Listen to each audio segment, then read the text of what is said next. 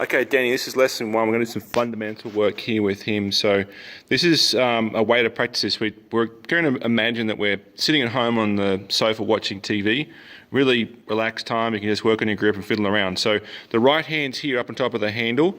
It's just holding the club steady right now. The left hand, we're going to look down here. This heel pad here, that's the most important first starting point, and we want to put it directly on top of the grip handle on that Win logo there. Good. Now I'm going to open up the hand again.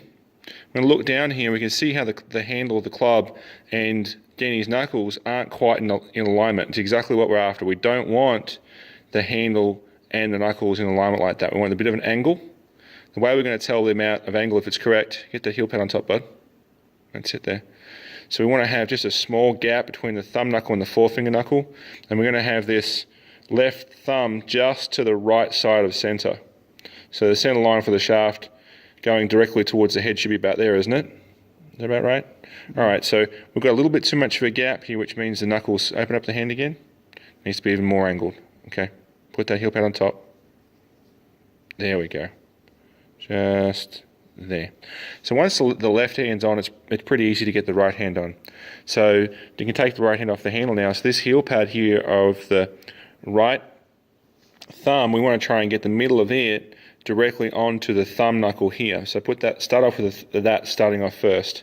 Good. Now the underside here of your right pinky finger should be sitting somewhere either directly on top or nestling in between the index and the middle finger.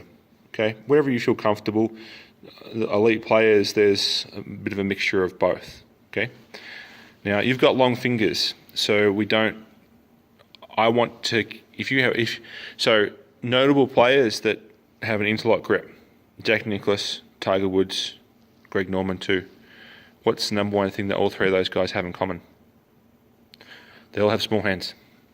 Really? Yep. All of them have small hands. All of them are small. I think even Nicklaus sometimes would stretch out a lady's large.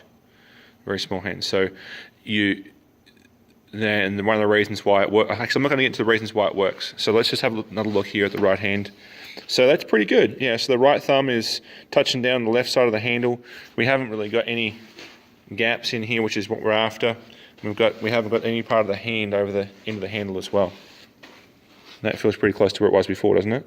Yes, sir. Just there and there. Okay, good.